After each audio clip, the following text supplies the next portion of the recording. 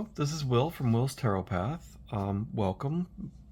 If you are just tuning in or if you've been following me for just a little bit, welcome back. Tonight I wanted to show you the Sacred Legacy Tarot by Tarocca Studios. Now, this is a curated art deck that I did not know about. Now, I have the Golden Tarot by Cat Black, and that is a beautiful tarot deck. And then, but it's one of the few, I have another one, I can't remember the name of it, but when these are done well, they are beautiful. And I did research on this one as much as I could. Tarocca Studios, it depends on a group or a collaboration team for each deck they design, and so therefore the artists aren't listed because various people would have played different roles in it, from the curation part to the technical part to the creating the cards and the borders. So there were so many different hands in this. I don't know if it's all that many, but more than your typical one or two. That it does not have an artist listed. So I did go online, found up what I could about Tarocca Studios. They do some partnerships with some other studios, and they have created some beautiful decks. I did look this deck up on their website, and it's currently listed at $68 US, and that surprised me because I bought this one. Well, it didn't surprise me because I had looked it up before. I just forgot the price. But I bought this one at my local resale shop. It's not a thrift store. It is a media shop where they buy and trade and resell media, including tarot decks. It could be music, musical instruments, CDs, albums, LPs, books. It's just a huge bookstore feel to it with all these different elements, but it's a buy-sell trade business. And every now and then I go in and I find a really good tarot deck. And that's how I've been able to afford some of the decks that I actually have. So the book itself that comes with this is very, very simple. It's nice. It's like on a magazine type paper. It's not skimpy. But the descriptions are very simple, straight RWS, no crazy new interpretations. And what they do is they list the number of the card, the name of the painting or something about the painting, and the artist with the year, either the year of the painting, or it'll have a range of dates for the time the artist lived. So maybe that's a time period where the painting is really unknown, but it's within this time period. And then under each one, like I said, it has a very simple RWS, straightforward description. So even if you're new to tarot, this would be helpful. I don't know if this would be the best deck starting out new to tarot because not every card is a direct, well, you'll see. But this one is, oh, did I not put these in order? Okay, so I'm gonna put these in order and I'll come right back. Okay, now we're all back and ready to go. So now I'm a little discombobulated, but I'll get there in the end. So this is the Fool. What I want to do is, as I go through, I will point out a few of the names of the artwork because I think it's only helpful. And like this one is Italienische Hut mit Hund. It's German, so I don't even know how to pronounce that, but that's a good guess from my old high school German. But it's by an artist from the 1800s, Kunstaktionen. So once again, forgive my pronunciation. But there'll be several of them more like this with that pronunciation that I will skip over, but that's just to give you an idea of the variety of it. Some are Italian, some are French, but I believe the artwork is beautiful. One thing I did find, I'll flip through some of these as I'm talking. This one is just called An Alchemist in His Laboratory, was the name of the painting, which I love. And so what I found when I was discovering about Tarocca Studios is that the description did say that they used classical art or classic art techniques or artists with digital overlays, I believe was the word that was used in the description I read, or digital, it's kind of like digital fine tuning. And so I tried to figure out what that was. And from what I can tell, it's not AI, but what it is, so let's say this, and this is a picture of King Juan of Castile. He was the father of Isabella, who became queen. Ferdinand, her husband, the king. But so King Juan II. At first I thought that was the Christ, but then I looked it up, and pretty much there are several paintings that have this depiction of him. So this is very much sort of what he would have looked like. But say this picture was in its original form, it might be widescreen. It might not fit in this space of this print of this card. And so they may have used the image, like the original painting, but then collaged out of it to fit the pieces they needed in this card, and then unified them through painting or overlay, which I think is brilliant. I did not know that. So evidently that is a way a lot of our curated art decks are made.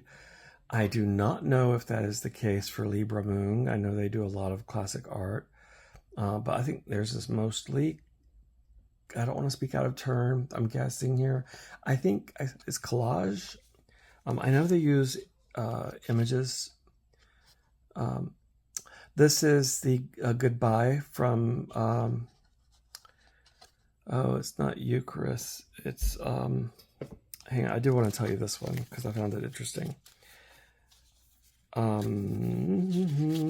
Number 6, the Lovers. I'll try and not do this throughout the deck because that makes a walkthrough very not interesting. The Farewell of Telemachus and Eucharist. So yes, it was Eucharist.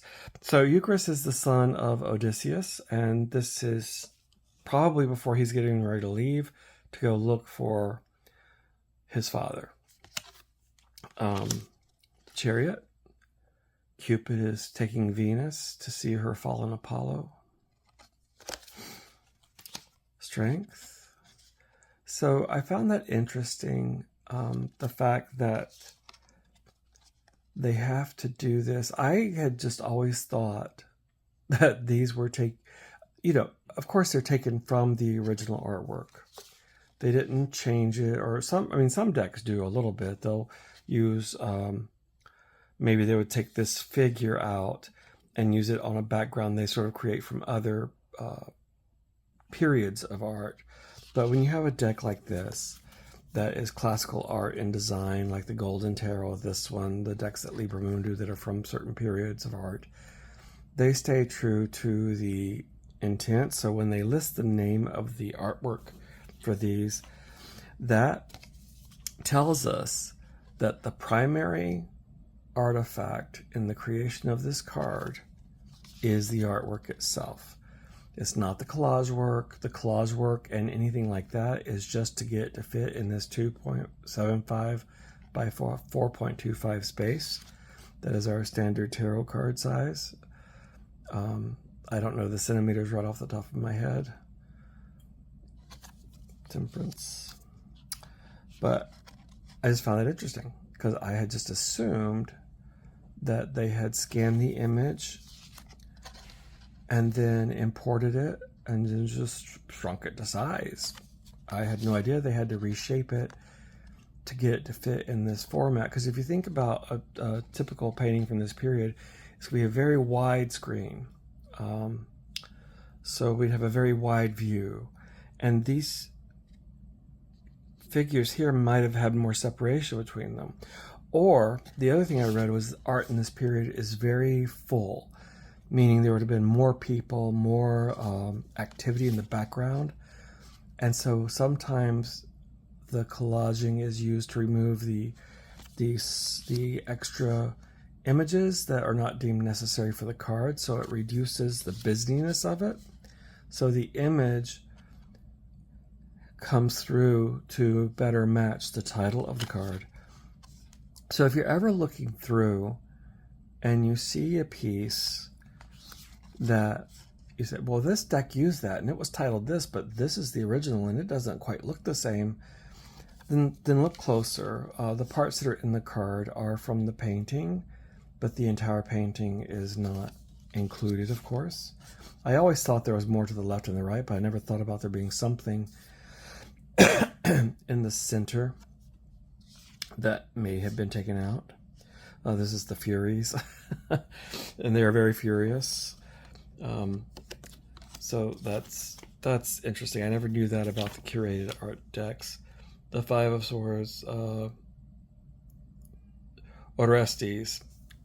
Orestes is being pursued by the Furies. Poor guy. That would not be fun. The Six of Swords. The Seven, like this one here, this is just a perfect example for the Seven of Swords. It looks like a very well done card, but there's probably more going on in the picture if we were to see the original. And I didn't think to look up the original to maybe have a comparison. Maybe that'll be another time for maybe another video when I'm doing odds and ends and bits and pieces. Nine of Swords. 10. This one is Cupid had interrupted unfaithfulness, I believe. What do we have here? Cupid chastised date. Bartolomeo Manfredi from 1613. So Cupid's not very happy right now with whomever he is chastising. The Swords. And I used to think this was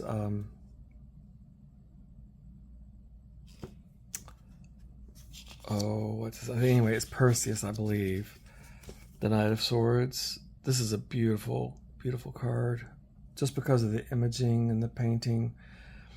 Yep, Perseus. Looks like he's already won some sort of battle there. So these are just stunning. The detail in this artwork, these oil paintings. And these decks are wonderful for you if you do not live near a museum or have access to a museum. This Two of Wands, I think, is fascinating because normally we see an adult looking out on his investments or just beginning investments or just beginning his ventures into the world, so to speak. And here we have this adolescent. I'm assuming she looks like she's older than basic child, but this adolescent looking out over the edge of the cliff and imagining what the world will be like for her. And I just find that fascinating. The Three of Wands, beautiful job with that. The Four.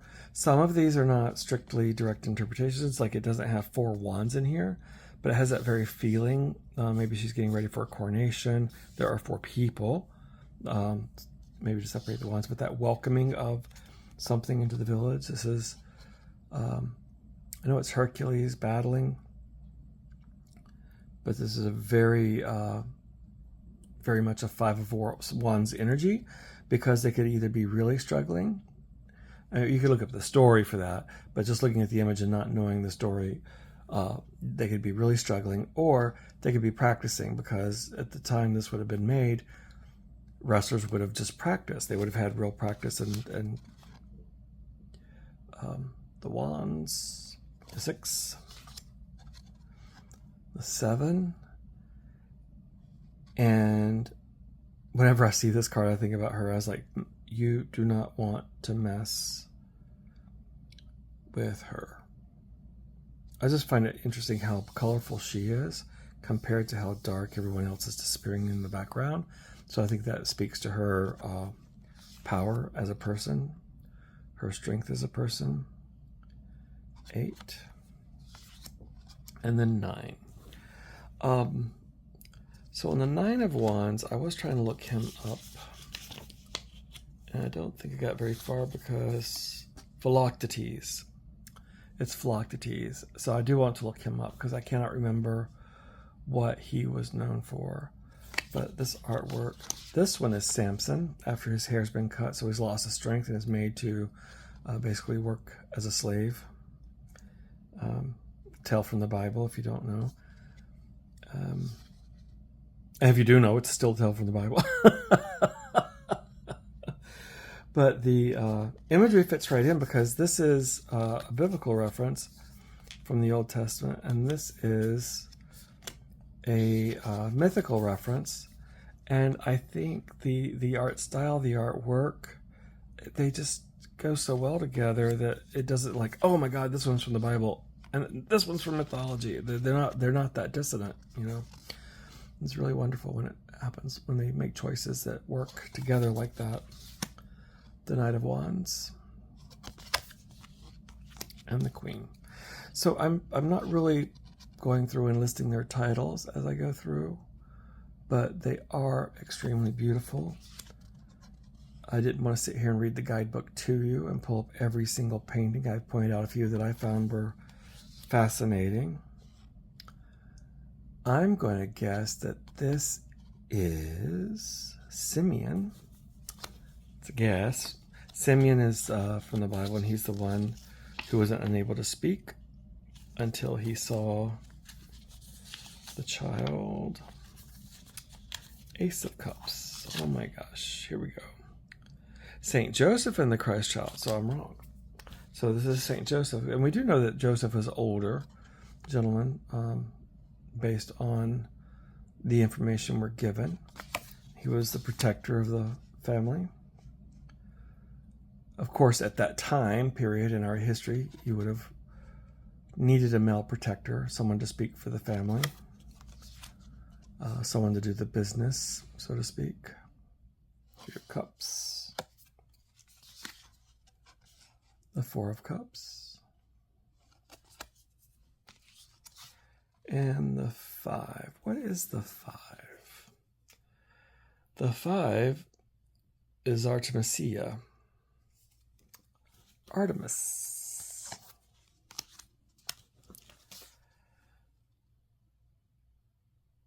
Six. This is the recognition of Ulysses and Telemachus.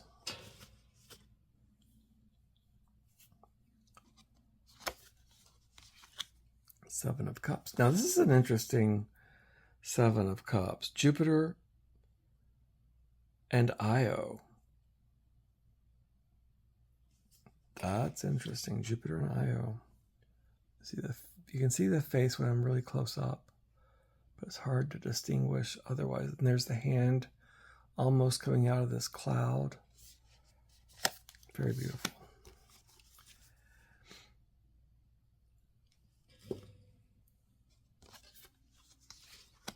The Nine. Now this looks like a nice evening. That'll be me in a few years once I retire. Oh, it's just named Friends. How appropriate. How beautiful is that? Friends. One's playing the fiddle, the other two are, you know, and I see myself doing that. I enjoy going out early in the morning to have a coffee with a friend now. And if we only had a couple more people at the table, that'd be fantastic. The 10.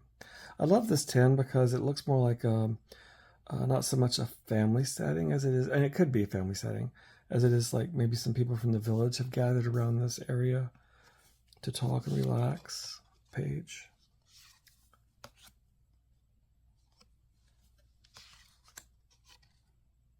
And this one, I'm assuming Scottish because of the wares there.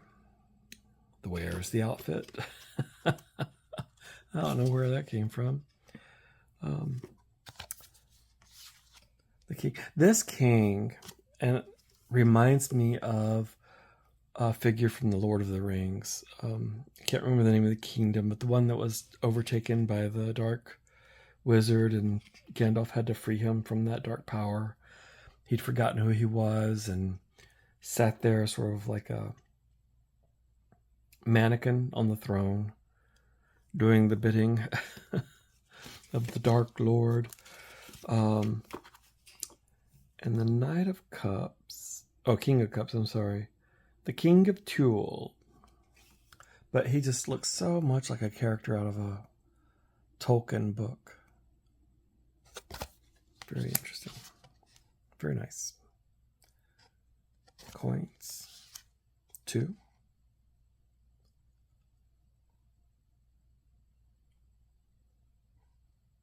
Maybe it's a balance between caring for what's living and caring for what's material. I like that. 3. I believe most of these are...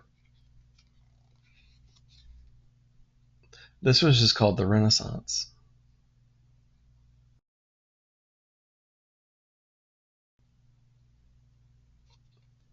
3 of coins. Working in harmony. The rich man from the parable of the rich fool. The 4. What's he counting? What's he holding on to? What is he valuing? What is valuable, really?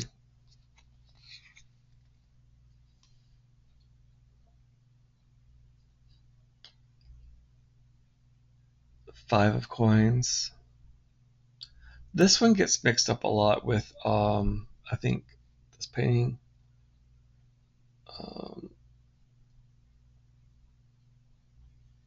I think St. Christopher, but this is he was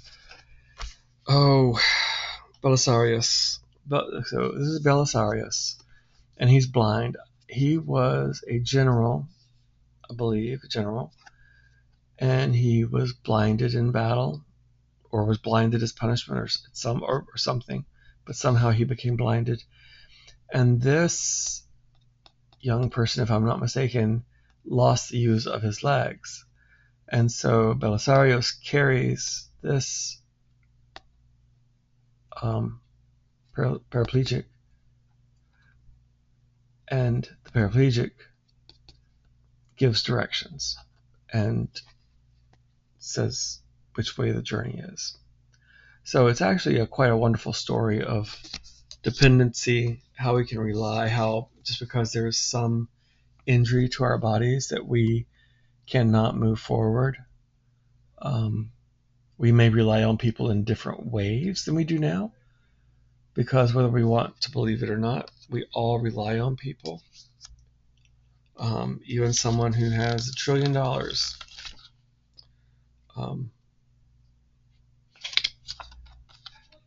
relies on the investments, relies on the bankers, relies on the everything that makes that machinery work. 7 of coins. 8.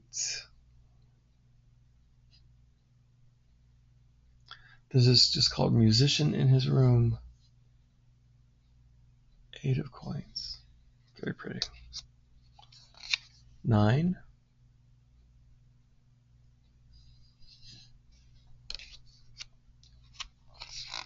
10.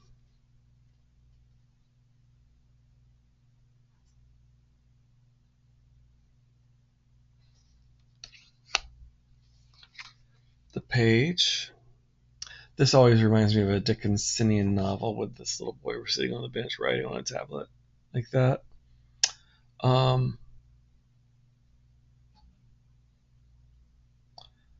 The Page. It's just called Writing Boy by Albert Anker, 1883. So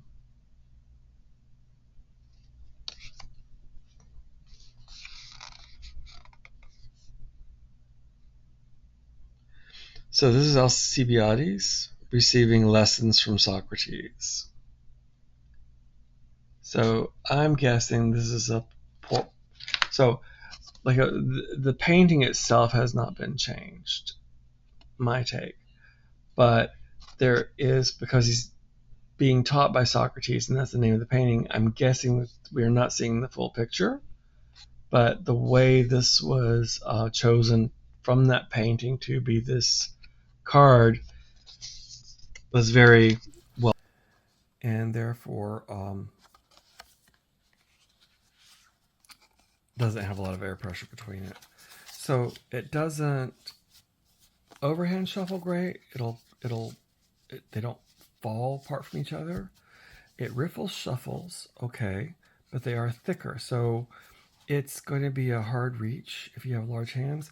And so that could very well be the reason the person gave it away. So I can do it like this, but it is a stretch like that.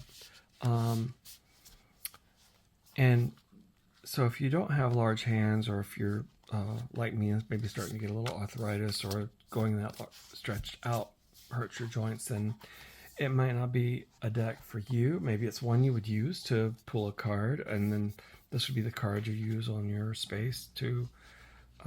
I've done that a lot. Sometimes I'll pull a little mini tarot card to have more cards written out, and then whatever the card is that sticks out to me, I'll pull out of a larger deck and have that sit on my altar so I can see it better throughout the day. So a lot of different things. I have done it like this. What I do most of the time, though, is I'll split it in two, and I'll shuffle the sections. I'll shuffle this section, this one, and I'll swap, then I'll do this where I mix parts of the decks together and do it again. A little bit more work, but it's more comfortable and it works well, and I love these cards. So I would not want to not have them based on the size of the card.